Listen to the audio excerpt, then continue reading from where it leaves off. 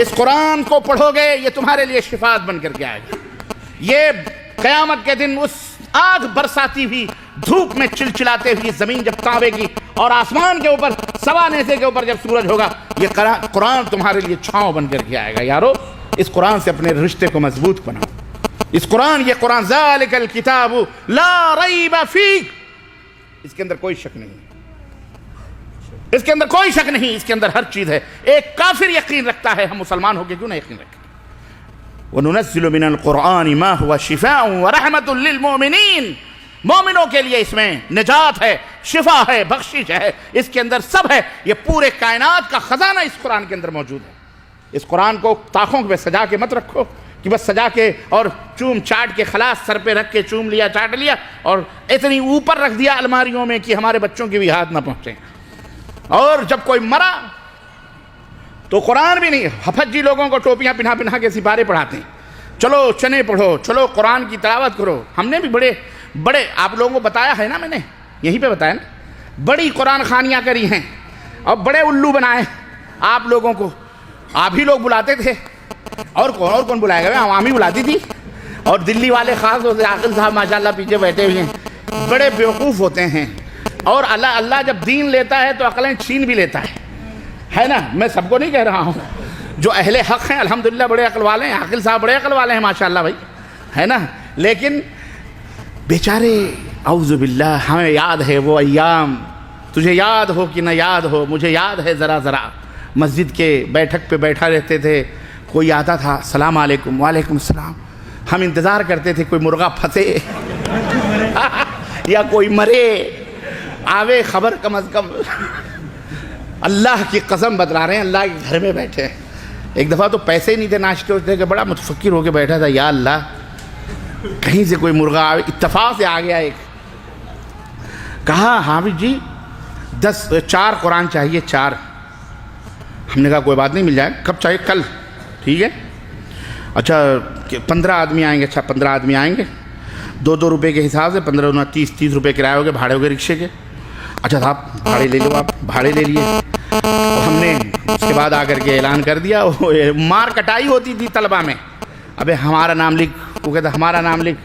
تو اس میں آسامی, برماوی, کچھ سب لڑکے ہوتے تھے, یو پی کے, بہار کے سب.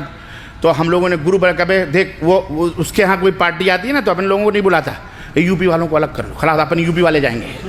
ہاں یار صحیح بات ہے. 15 لڑکے چن لیے. اب اس میں یہ ہوتا تھا کہ ابے دیکھ, کسی کو مولوی صاحب نہیں کہنا, سب ایک دوسرے کو حافظ جی بولنا.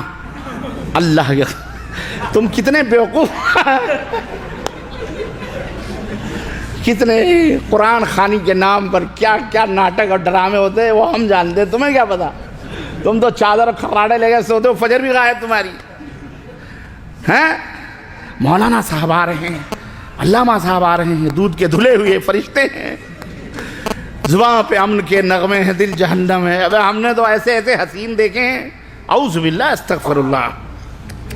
اللہ معاف فرمائے. حضرت سلمان فارسی رضی اللہ تعالیٰ عنہ کا واقعہ پڑھنا کبھی تفسیر سیرت میں, ان کا جو سفر ہدایت ہے نا وہ پڑھو, آپ سب پڑھنا انشاءاللہ. تفسیر ابن کثیر میں انشاءاللہ, تفسیر ابن کثیر میں وہ پورا واقعہ موجود ہے. حضرت سلمان فارسی کا سفر ہدایت, ان کو کیسے بڑے بڑے معاملات آپ کو ملیں گے. کتنے 300-350 برس ان کو ملی تھی زندگی, 300-350 برس ان کی عمر تھی.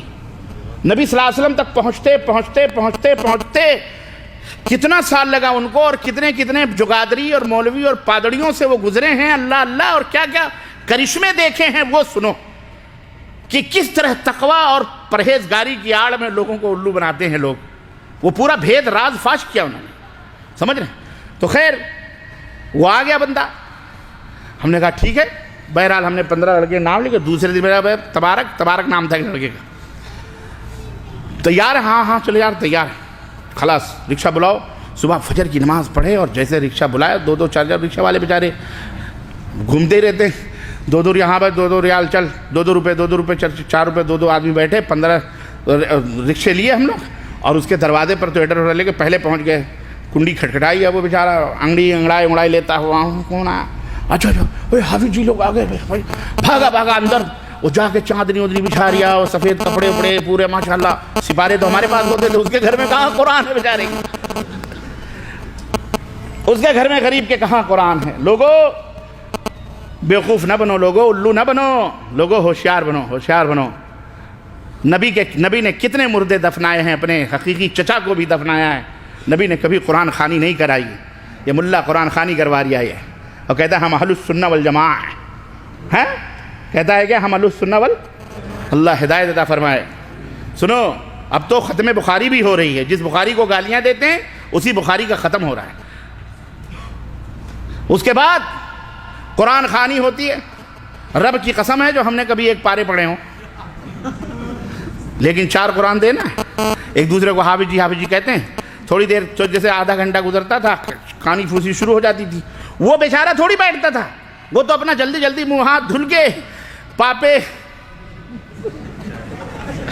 دلی والے بھی بڑے عجیب ہیں، پاپے نان کھٹائیاں دودھ بسکٹ چائے نمکین رسگلے اس کے انتظام میں بیچارہ لگ جاتا تھا۔ وہ صبح سویرے اللہ کے فرشتے آئے ہیں، قرآن کی تلاوت ہو رہی ہے، برکت میں قرآن نہیں پڑھے آپ سب گپے مار رہے ہیں، تیرا ہو گیا بے؟ ہاں ہو گیا، میرا پڑھوا دے۔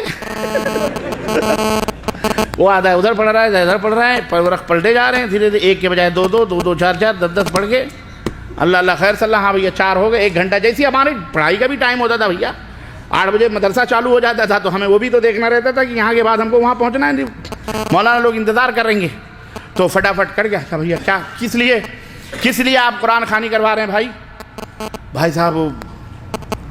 بڑے بڑے لوگ کئی مشکلات بیان کرتے تھے، کوئی کہتا تھا میری 5 بیٹیاں ہیں شادی نہیں ہو رہی ہے، اللہ سے دعا کروا دو قرآن خوانی پڑھ کے کہ شادی ہو جائے، کوئی کہتا تھا کہ جی وہ بیوی بیمار ہے، کوئی کہتا تھا جی برکت نہیں ہو رہی ہے، کوئی کہتا کچھ نہیں ہو رہا، کوئی اس میں ہنسی مذاق بھی چلتی تھی، سب چلتا تھا۔ اب کوئی کہتا ہے میرے لیے ایک مانگ دینا دعا میں، کوئی کہتا ہے ہمارے لیے بھی مانگ لینا ایک۔ عجیب و غریب، میں یہ آپ کو ایک منظر بتا رہا ہوں، میں آپ کو یہ ایک دھاندلی بتا رہا ہوں، یہ دین کے نام پر جو سوداگری ہو رہی ہے، اے لوگوں حقیقتوں کو سمجھو، ہم انہی دلدلوں سے نکل کر کے آئے ہوئے لوگ، اسی لیے یہ یار لوگ بڑے دشمنیوں میں ہمارے پیچھے پڑے ہوئے ہیں یار، یہ سب کے بھانڈے پھوڑ رہا ہے، ہمارے بھی بھانڈے پھوڑ رہا ہے، کہاں نان دال روٹی کا چکر تھا وہ بھی ختم ہو رہا ہے، لوگ ٹوٹ کے آ رہے ہیں کتاب و سنت، اب انہیں جوتے دکھا رہے ہیں، مولوی صاحب بس خلاص وہیں رہو اسٹاپ، اب سمجھ گئے ہم تمہاری حقیقت، اس لیے مار ڈالو، قتل کر ڈالو، خون کر ڈالو، یہ کر ڈالو، ارے بھائی نہ کرو یہ سب، ہم مر جائیں گے تو کیا ہوا؟ کیا اللہ کا دین مر جائے گا؟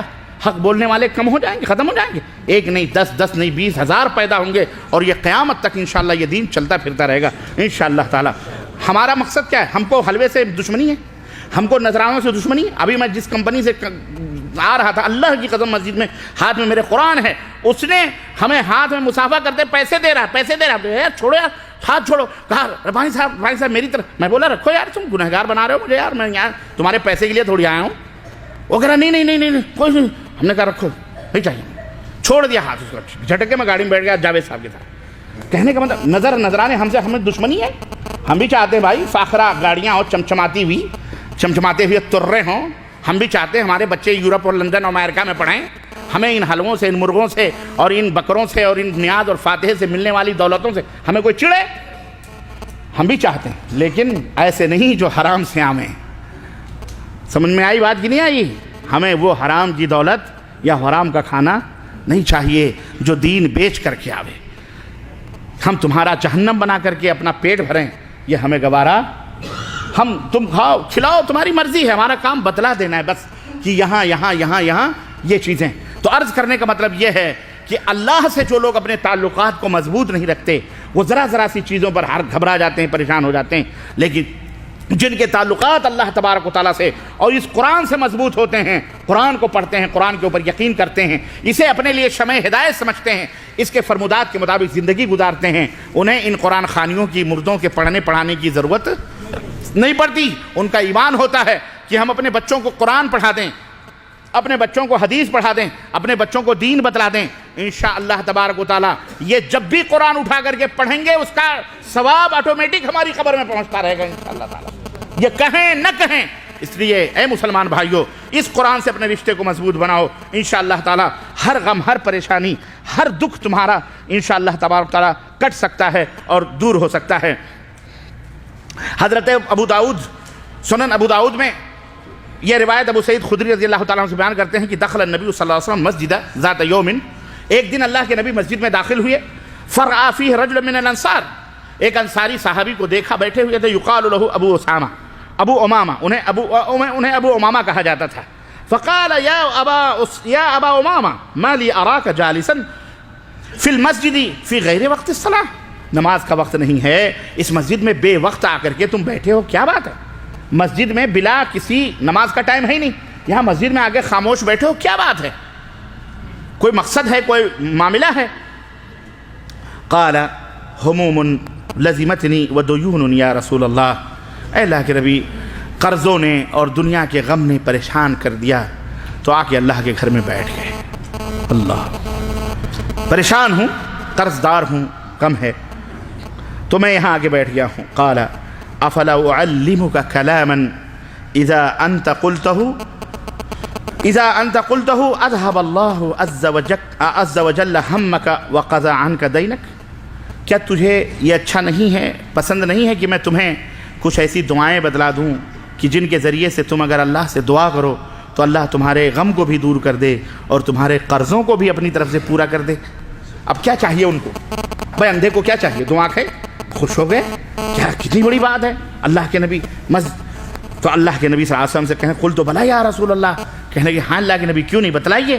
قال قل، تو اللہ کے نبی نے دعا سکھائی، اذا اصبحت واذا امسیت، صبح اور شام یہ دعا پڑھا کرو، جب صبح ہو تو اور جب شام ہو تو۔ کون سی دعا؟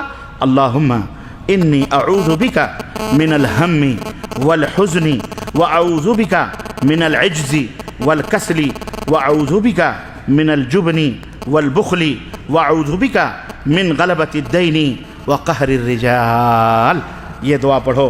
قال ففعلت ذلك، یہ دعا میں نے پڑھی، یہ دعا پڑھی، فَأَذْهَبَ اللَّهُ عَزَّ وَجَلَّ ہَمِّي وَقَضَى عَلَيَّ دَيْنِي، تو اللہ نے عَلَيَّ دَيْنِي، تو اللہ نے میرے غم کو بھی دور کر دیا، میرے قرضوں کو بھی پورا فرما دیا۔ آپ کیا سمجھتے ہو اللہ تعالیٰ کیسے؟ آپ یہ سمجھتے نا کہ جیسے ہم ایک دوسرے کو دیتے اور لیتے ہیں، ایسے ہی اللہ کیسے دے گا ہم کو؟ ہماری جیب میں تو کچھ بھی نہیں، اللہ کیسے دے گا؟ ہمارے پاس تو کچھ بھی نہیں، اللہ کیسے دے گا؟ ہمارا کوئی تعلق نہیں، ہمارا کوئی رشتہ نہیں، ہم ایسی جگہ ہیں جہاں کچھ بھی نہیں ہے، تو ہمیں کیسے ملے گا؟ جہاں تمہاری آرزوؤں کی، امیدوں کی ڈور کٹ جاتی ہے، جہاں تمہارے خیالات اور تصورات اور تمہاری تمام تمناؤں اور خیالوں کی اور سہاروں کی جہاں چراغیں بجھ جاتی ہیں، وہاں رب اپنی امیدوں کے چراغ روشن کرتا ہے تمہارے سامنے، وہاں وہ روشنی ملتی ہے۔